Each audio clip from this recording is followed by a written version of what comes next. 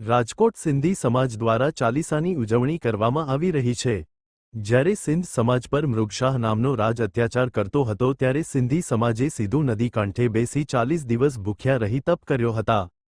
ત્યારે પછી ઝૂલેલાલ સાહેબનું અવતરણ થયું હતું અને સિંધી સમાજને રાજા મુગશાહ અત્યાચારમાંથી બચાવ્યા હતા। ત્યારથી સિંધી સમાજ આ ચાલીસા સાહેબ ઉજવણી કરે છે। સતત 40 દિવસ સુધી જુદા જુદા કાર્યક્રમો યોજાય છે। સિંધી સમાજમાં ચાલીસાનું છે અને મહત્વ મોટી સંખ્યામાં ધાર્મિક ગીતો ગાઈને ચાલીસા સાહેબ ઉજવણી કરી રેલનગરના એકતા ચોકથી શોભાયાત્રા રૂપે સિંધી સમાજના લોકો લાલપરી તળાવ સુધી ગયા હતા। શહેરના મુખ્ય માર્ગો પર વાજતે જાતે ઝૂલેલાલ ચાલીસાની ઉજવણી કરી હતી। अहवाल संजय पोपट। झूलेलाल चालीसा नो मतलब ये है कि झूलेलाल चालीसा શું કામે મનાવે છે 40 દિવસ? તો અમારા સિંધી ઉપર 2007 માં બહુ જ અત્યાચાર થયો હતો। અમુક કોમ ઉપરથી જે કોમનું આપણે નામ નહીં જાહેર કરીએ પણ કોમ બહુ જ અત્યાચાર થયો હતો।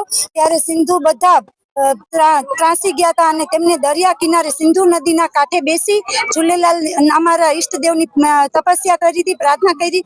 એટલે ત્યાં આકાશવાણી થઈ અને ઝૂલેલાલ દેવતા દરિયામાંથી દરિયા દેવતા પ્રગટ થયા, દર્શન આપ્યા અને એમને આકાશવાણીમાં પણ અવાજમાં આવ્યું, ત્યાંથી અવાજ આવ્યો આકાશમાંથી ને કે અમારા એક ગામમાં નરસરપુર ગામમાં એક બાળકનો જન્મ થશે ને એ તમારી રક્ષા કરશે। તો અમને આકાશવાણી દ્વારા ખબર પડી અને જાણવામાં આવ્યું ત્યારે ઝૂલેલાલ ભગવાન પ્રગટ્યા અને આ 40 દિવસ જે તપસ્યા કરી તેમનો ફળ મળ્યો